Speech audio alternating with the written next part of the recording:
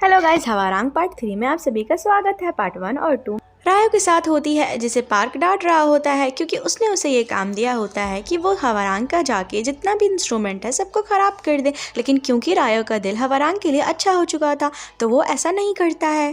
तभी पार्क उसे याद दिलाता है कि उसका मकसद क्या है और उसने रायो को क्यों पाला था। अब हमें पता चलता है कि रायो के पिता ने उसे पार्क को दे दिया था क्योंकि उसका उस पर बहुत बड़ा एहसान था।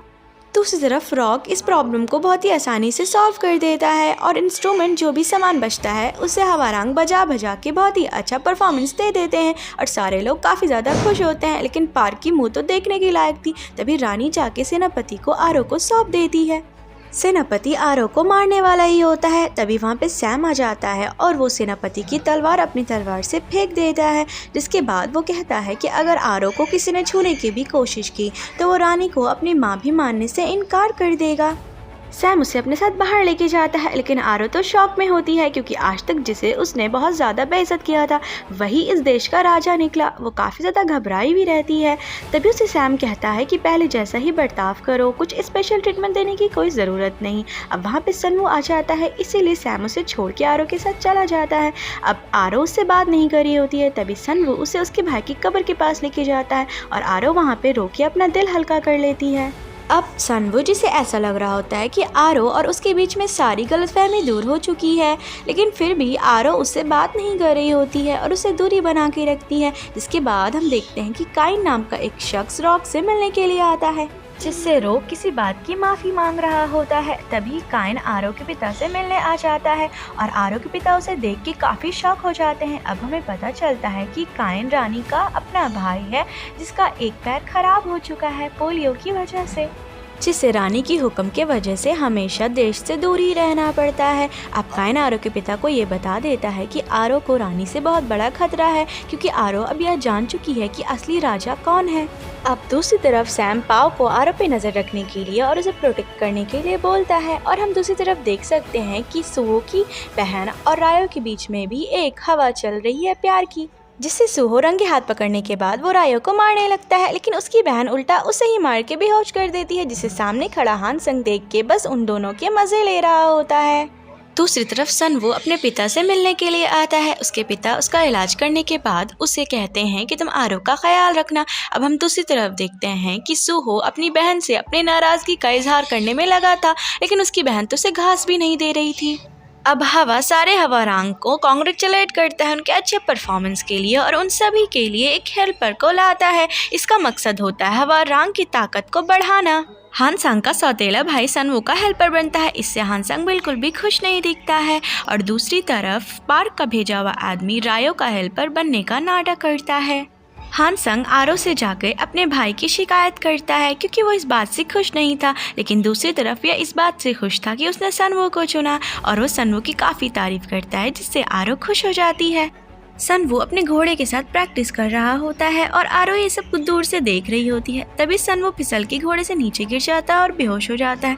आरो उसके पास जाके काफी ज्यादा रोने लगती है और आरो उसे कहती है कि उसने उसके साथ जैसा बर्ताव किया उसका उसे पछतावा है। तभी सनवू उठ के थोड़ी देर के लिए आरो को किस करके फिर से सो जाता है। आरो सनवू को हवारांग में मौजूद क्लिनिक में लेके आ जाती है, जहाँ पे सनवू के सारे ही दोस्त काफी परेशान दिखते हैं सनवू के लिए। जब रात तक सनवू को होश नहीं आता है और उसे ठंडा होता देख आरो उसके बगल में ही सो जाती है, जहाँ काफ़ी दिन गुजर जाते हैं और जब सनवू को होश आता है वो दो दोस्तों के बीच खुद को सोते हुए देख के काफ़ी घबरा के उठ जाता है। यहाँ सैम भी मौजूद होता है जो सनवू को ये बताता है कि 3 दिन से आरो सनवू का ख्याल रखते काफ़ी थक गई थी, इसीलिए इन लोगों ने उसे दूसरे कमरे में सुला दिया। सनवू तुरंत आरो के पास आता है, वो उसके पास बैठता है। उसे कुछ देर घूरने के बाद वो प्रैक्टिस ग्राउंड में चला जाता है। आरो को जैसे ही होश आता है वो सनवू को ढूंढने के लिए उसके रूम में जाती है, लेकिन उसे वो वहाँ ना पाके प्रैक्टिस ग्राउंड में चली जाती है।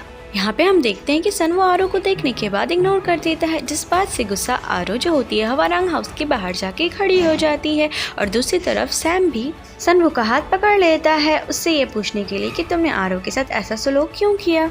सनवू जब गुस्से में हाथ छुड़ाता है तब बेध्यानी में उसका ब्रेसलेट नीचे गिर जाता है, जिसे दोनों ही नहीं देखते हैं, जिसे पार्क का भेजा हुआ हेल्पर उठा लेता है। अब सनवू और सैम दोनों ही नदी किनारे आके बहुत मज़े का पल गुजारते हैं। जहाँ पे सन्वू काफी सोचने के बाद आरो से बात करने का फैसला करता है। आरो भी दरिया किनारे बैठ के सन्वू पे गुस्सा ही हो रही होती है। जब वो सन्वू को देखती है तो वो और ज्यादा गुस्सा हो जाती है। सन्वू फिर भी आरो के पास आके बैठता है और उसे किस वाली बात कह के अपने दिल की सारी बात उसके सामने खोल कर रख देता है। आरो की मुस्कुराहट से हमें यह पता चलता है कि आरो भी सन्वू को पसंद करती है और इसी के साथ इन लोगों के बीच में प्यार के पल शुरू हो जाते हैं। जिसके बाद आरो को लाके सन्वू फूल भी देता है और दूसरी तरफ माइन को हवारांग के लड़ने का तरीका बिल्कुल भी पसंद नहीं आता। इसीलिए माइन हवा को कहती है कि हवारांग के बीच में एक कंपटीशन रखें और हारेगा वही जो मर जाएगा। हवा को ना चाहते हुए भी माइन की बात माननी पड़ती है। पार्क को सन्वू का ब्रेसलेट सन्वू का कह के दे दिया जाता है। पार्क कहता है कि मुझे इस बात की तो शक था ही कि सन्वू ही वो राजकुमार है जो हवारांग में है, लेकिन आज इसकी तसल्ली भी मुझे हो गई। माइन आरो के पास आके उसे अपने पर्सनल डॉक्टर बनने के लिए राजी कर लेती है और माइन का इरादा बिल्कुल भी नेक नहीं था। अब एक तरफ ये लोग आके बता देते हैं हवारांग को मौत का खेल, जिसको सुन के कोई भी खुश नहीं होता है। अब दूसरी तरफ हवारांग को सबको जंगल में भेजा जाता है ट्रेनिंग करने के लिए। माइन की नौकरानी आरो को यह कह के जंगल में बुलाती है कि माइन को चोट लग गया है और वो आके माइन को हर जगह खोज रही होती है, लेकिन माइन तो उसे दूर से बस तकी जा रही होती है। फ्लैशबैक से हमें ये पता चलता है कि रानी ने ही माइन को भेजा है आरो को तीर से मारने के लिए। जैसे ही माइन तीर चलाने ही जाती है, सामने सन्वू आ जाता है, वो तीर खा लेता है। जहाँ पे सैम माइन को देख लेता है और वो जाके उसे आरो से दूर रहने के लिए चेतावनी देता है। अब आरो सन्वू का इलाज कर रही होती है और उसके तो आंसू बिल्कुल रुक ही नहीं रहे होते हैं। जब सन्वू थोड़ा अच्छा महसूस करता है और वो बाहर आता है, तब तीर की मदद से कोई इंसान हवारांग हाउस में ये बात पहुंचा देता है कि हवारांग में ही राजकुमार है, लेकिन यह बात हवा यकीन ना करते हुए उसे फाड़ के नीचे फेंक देता है। लेकिन सन्वू इस बात से चौकन्ना हो जाता है क्योंकि एक आखिरी मकसद सन्वू का यही है कि अपने बेस्ट फ्रेंड के लिए उसे राजा को खत्म करना है। दूसरी तरफ सैमिया देख के काफी ज्यादा शॉक हो जाता है। तब आरो उसे जाके कहती है कि तुम घबराओ मत, मैं तुम्हारे बारे में किसी को भी नहीं बताऊंगी। राजकुमार की हवारांग में होने की बात आग की तरह से फैल जाती है। जहां सब तुक्का लगा रहे होते हैं कि राजा कौन है, वहीं पे हवा तो अपना दिमाग लगा के ये पहचान जाता है कि सैम ही वो राजकुमार है। सन्वू की माइन से टकराव होती है, जिसमें सन्वू माइन को कहता है कि वो आरो से दूर रहे और दूर खड़ी होकर आरो भी ये सब कुछ सुन लेती है। माइन तो इस बात से बस हैरान थी कि इस आम लड़की के पीछे आखिर दो लड़के क्यों पड़े हैं। रानी जो सबसे ज्यादा परेशान थी वो इस बात से इनकार कर देती है, लेकिन पार्क जो कुछ और साजिश कर रहा था वो हवारांग हाउस में ये बात फैल जाती है कि सन्वू ही राजकुमार है। अगले दिन सबको एक दिन की छुट्टी दे दी जाती है, जहां हैंसन अपने सौतेले भाई की ट्रेनिंग से बचने के लिए आरो के बाद नाटक करता है। लेकिन आरो दो बड़ी सुई निकाल के उसे दिखाती है, जिसके डर से वो कह देता है कि वो बिल्कुल ठीक है।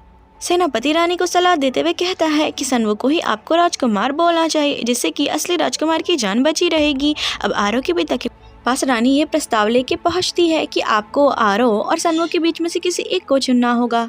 पीछे से काइन बाहर आता है जो इन लोगों की बात छुप के सुन रहा था। आरो के पिता तो उसे डायरेक्ट कह देते हैं कि अब रानी को वो अपनी जिंदगी और किसी की भी जिंदगी बर्बाद नहीं करने देंगे। अब कंपटीशन का दिन आ जाता है। सबसे पहली लड़ाई होती है रायो और सुहो की, और वो लोग बहुत ही सावधानी से लड़ते हैं ताकि दोनों एक दूसरे को हर्ट ना कर सके। यह देख के हवा को तो इन लोगों पे काफी गर्व महसूस होता है, लेकिन माइन इस चीज से खुश नहीं होती है। पहला पड़ाव खत्म होने के बाद पार्क माइन से कहता है कि उसके चुने हुए आदमी से वो सन्वू की लड़ाई करवाना चाहता है, जिसको माइन मान जाती है। लड़ाई शुरू हो जाती है और सन्वू अच्छा नहीं खेल पाता है। रानी जानबूझ के सन्वू के लिए अपना फिक्र जाहिर करती है, जिसे देख के पार्क को यकीन हो जाता है कि यही राजकुमार है।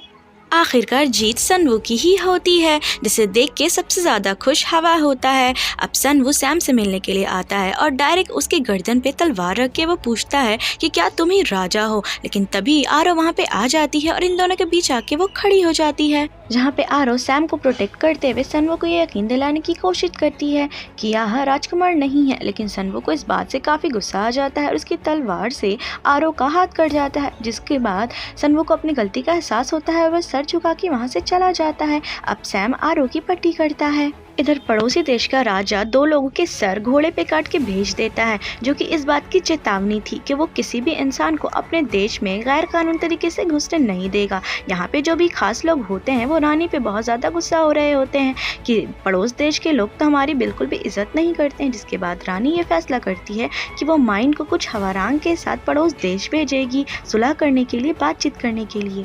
हवा को ना चाहते हुए भी रानी की बात माननी ही पड़ती है। हवा के सारे हवारांग को ये बात बता देता है और उन्हें चूज करने के लिए छोड़ देता है कि किसे माइन के साथ जाना है। इधर माइन चालाकी से आरो को अपने साथ चलने के लिए मजबूर कर लेती है। आरो को माइन के साथ देख के सनवो अपना हाथ खुद ब खुद उठा लेता है। वैसे ही रायो, सूहो और सैम भी अपना हाथ उठा लेते हैं माइन के साथ जाने के लिए। दूसरी तरफ रानी काफी ज्यादा रो रही होती है कि उसका बेटा एक लड़की के चलते अपनी माँ की भी नहीं सोच रहा। दूसरे दिन चारों हवारांग माइन के साथ पड़ोस देश के साथ सुलह करने के लिए निकलते हैं। बहुत देर तक सफर करने के बाद ये लोग एक जगह आराम करने के लिए रुकते हैं, जहाँ पे आरो के पास आके सनवो इन दोनों के बीच की सारी गलतफहमी को, सारी लड़ाई को खत्म करता है। अचानक ही कुछ लोग इन लोगों के इसमें घुस जाते हैं और घुस के उन लोगों का वो सामान लेके जा रहे होते हैं जो इन लोगों ने राजा के लिए तैयार किया था। सनवो उन लोगों पे हमला करने वाला ही होता है, तभी सैम उसे रोकते हुए उन लोगों को खाना ले जाने की इजाजत दे देता है। जहाँ पर सनवो भी गौर करने पर यह देखता है कि यह बस गांव के कुछ गरीब भूखे आम लोग हैं। कुछ दिन के सफर के बाद ये लोग दूसरे राज्य में पहुँच जाते हैं। पहले तो वहाँ का राजा इन लोगों को नजर उठा के भी नहीं देखता है, लेकिन आखिरकार माइन उसे खुद से बात करने के लिए मना ही लेती है। दूसरी तरफ एक गरीब बच्चे को देख के आरो उसकी मरहम पट्टी करने लगती है जो कि घायल था, लेकिन कुछ सिपाही वहाँ पे आके आरो के साथ उस बच्चे को भी जेल में जाके डाल देते हैं। यहाँ पे राजा माइन के सामने ये बात खोल देता है कि जिन लोगों ने इनका खाना चोरी किया था उसे तो उसने ऑलरेडी ही जेल में डलवा दिया है और अब इनका सारा सामान राजा के कब्जे में है। दूसरी तरफ माइन की नौकरानी जिसने आरो को देख लिया था, वो हवारांग को आके आरो को ले जाने वाली बात सिपाही के द्वारा बता देती है सबको। आरो को बचाने के लिए ये चारों हवारांग दौड़ के जाते हैं और ये लोग जेल के अंदर ढुकने की कोशिश करते हैं, जिसकी वजह से इन सबको भी गिरफ्तार करके जेल में डाल दिया जाता है। दूसरी तरफ पार्क राजा के पास से संदेश पहुंचा देता है कि हवारांग में ही राजा है, जिसको देख के राजा काफी ज्यादा गंभीर सोच में पड़ जाता है। माइन राजा के पास आके हवारांग को छोड़ने की इजाजत मांगती है, लेकिन तभी राजा से कहता है कि तुम्हें मुझसे उसके लिए शादी करनी पड़ेगी। उसके मुंह को बंद करने के लिए माइन उसे बता देती है कि उसकी शादी तो ऑलरेडी राजा से लगी हुई है। यह सुनकर राजा का तो दिमाग ही घूम जाता है। दूसरे दिन राजा सारे कैदियों को बाहर बुलाता है और बुला के वो कहता है कि राजा बाहर आ जाओ, वरना एक एक करके वो सारे लोग को मार देगा। वो सबको मारने लगता है, लेकिन जैसे ही आरो की बारी आती है सनवो खुद ब खुद बाहर निकल के कह देता है कि वही राजा है। राजा सनवो को अपने साथ अंदर लेके जाता है और उसे बहुत सारी धमकियां देता है, लेकिन सनवो कहाँ राजा से डरने वाला था, बल्कि वो राजा को खुद से लड़ने का प्रस्ताव दे देता है और अगर सनवो जीता तो उनके लोगों को उसे जाने देना पड़ेगा। राजा की इज्जत पे बात आ जाती है, इसीलिए राजा उस बात को मान लेता है। अब सनवो जिसे एक अलग कमरा दिया जाता है वो उसे छोड़ के अपने दोस्तों के साथ जेल में आके अपनी रात गुजारता है, जहाँ पे सैम को सनवो को देख के शर्मिंदगी महसूस होती है क्योंकि वो कभी खुद ये काम नहीं कर पाया जो सनवो ने कर दिखाया। अब दूसरी तरफ रानी के पास ये संदेश पहुँच जाता है, जिसे सुन के रानी का तो हालत खराब होने लगता है। अब दूसरा दिन आ जाता है और राजा और सनवो के बीच में लड़ाई होती है, जिसके लिए राजा और सनवो एक दूसरे को काफ़ी ज़्यादा घायल करते हैं, लेकिन जैसा कि आप सोच ही सकते हैं आखिरकार हमारा सनवो ही जीतता है। शर्त के मुताबिक राजा माइन हवारांग को तो जाने देता है, लेकिन वो कैदियों को वापस जेल में डलवा देता है, ये कह के कि उसने कैदियों के बारे में तो कुछ कहा ही नहीं था।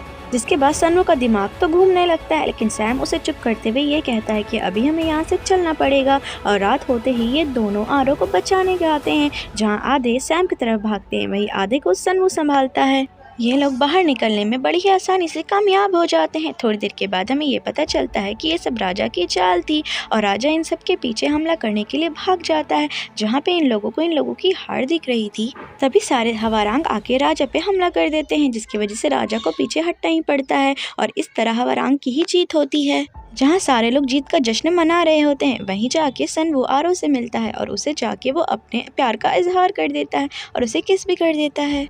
लेकिन गड़बड़ तो तब होती है जब दूर खड़ा सैम इन लोगों को देख लेता है। अब सैम का दिमाग घूम जाता है ये सब देख के और वो काफ़ी ज़्यादा गुस्सा होता है। उसका दिमाग तो बस आरो और सनवो के ख्याल से भरा हुआ होता है। एक तरफ जहाँ आरो और सनवो अपने डेटिंग लाइफ के मज़े ले रहे थे, दूसरी तरफ रानी माइन को उसके राज्य की योद्धा बनाने का प्रस्ताव रखती है, जिसके बाद अब माइन को पूरी जिंदगी इस राज्य की सुरक्षा में ही गुजारनी पड़ेगी। दूसरी तरफ आरो के पिता रोग के गांव में आते हैं बीमारों का इलाज करने के लिए, लेकिन वहां तो कोई दवाई ही नहीं होती है। जिसके बाद रोग उसे बताता है कि पार्क किसानों की सारी दवाई खरीद लेता है कम दाम में और उसके बाद जब ज़रूरत पड़ता है तो वो उसे बहुत ही महंगे दाम में बेचता है। अब रानी सनवो को बुलाती है, बुला के वो उसे कहती है कि वो आरो को भी योद्धा बनाएगी। ये सुन के सनवो के तो होश ही उड़ जाते हैं। रानी बस सनवो को ये सब कुछ डराने के लिए ही कह रही होती है। दूसरी तरफ सैम वहीं पे आता है जहाँ पे वो बचपन में आया करता था। माइन भी उसके पीछे आती है और वो ये बात समझ जाती है कि राजकुमार सैम ही है। और इसी के साथ हवारांग का पार्ट 3 खत्म हो गया। पार्ट 4 के लिए अपने चैनल को सब्सक्राइब और लाइक कर लें and hit the bell icon ताकि मेरी वीडियोस आप तक जल्द से जल्द पहुँचे। Bye bye.